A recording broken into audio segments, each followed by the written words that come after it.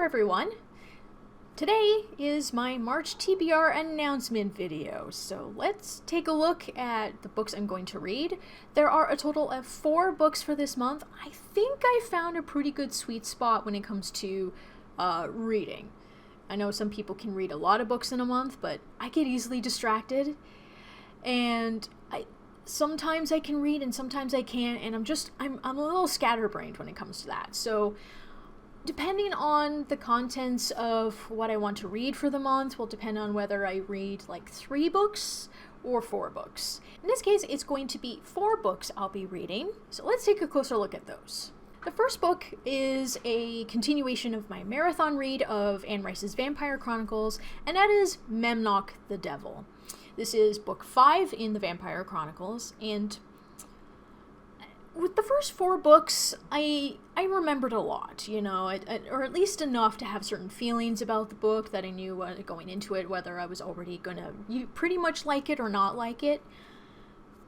I can't remember a single thing about this book. I'm pretty sure I read it at least once, but yeah, I can't remember anything. Now, according to the synopsis, Lestat is going to meet the titular Maknock, who claims to be the devil. My guess is that this is going to be a continuation of the whole philosophical kind of, you know, whole existence of the god and devil thing and stuff like that, which is fine for me. I'm okay with reading that. I don't know how other people are going to like it, but it should be at least interesting, I would hope. I don't mind discussions on like religious philosophy and stuff like that. I find it interesting, even if I don't really practice any religion myself at this point. I'm kind of lukewarm about my expectations for the book itself, though. So I mean, yeah, that's it. I'm just gonna leave it until I read it, because the more I think on it, the more I'm just gonna be like spouting nonsense. Now, this next book is actually a little exciting to me because this is going into unknown territory for me, and that is Let Me In, otherwise known as Let the Right One In, by John Avid Lindquist. And I really like the cover of this particular edition. There was a couple editions at the bookstore when I bought it. This is the one I liked. The name of this one is, I think it was just called Let Me In, yeah, because it says now a major motion picture from the director of Cloverfield. Yeah, so this edition of the book was titled Let Me In instead of Let the Right One In because it was meant to be a kind of a movie tie-in thing. So this is a pretty well-acclaimed vampire novel. A lot of people who have read it like it. And I really look forward to reading this. It looks interesting, and it looks thick. It looks thick, but it's really, oh gosh, how many pages is it?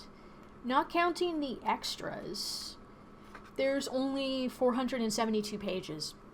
That's it. So it's not that thick by comparison. I've got a book or 2 on my shelf that are way thicker than this. So I look forward to this. This looks interesting, and you'll hear about that from me pretty soon. So I'm going back to reading manga again this month, just like the past couple months. I'm going to continue my read of Black Butler, and this one is volume 3. Volume 2, just like volume 1, was a little episodic, but it did start a story arc. That story arc did not finish in volume 2, so volume 3 is going to finish it off.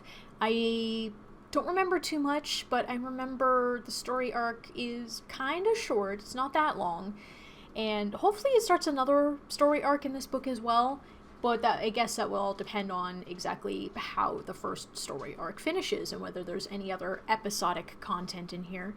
Regardless of how it turns out, I love Yana Toboso's art, and her storytelling is nice. It all mingles together really well. I look forward to it, and how can you not look forward to Sebastian Michaelis?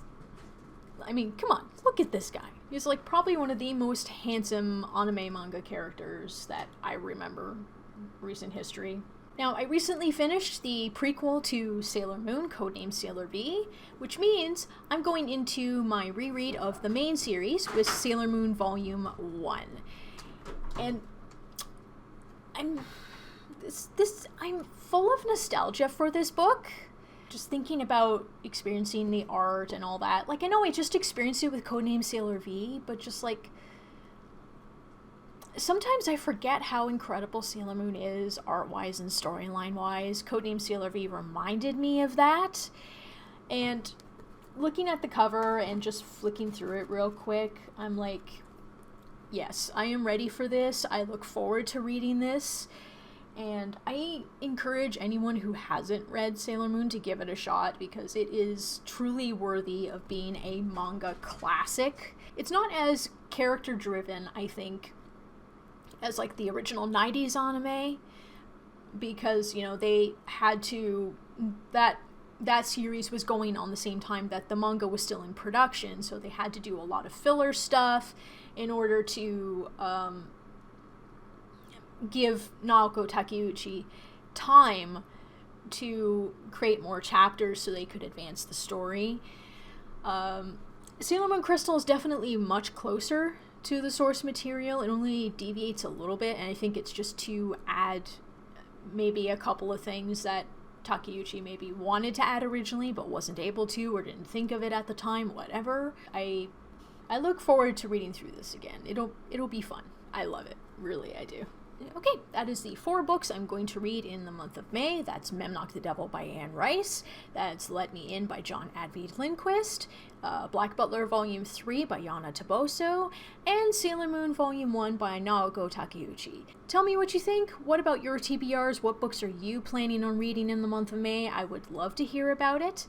Thank you for watching this video. I post a new one every Tuesday and Friday. You can follow me at my social media links in the description below. And have a good one, guys. Bye!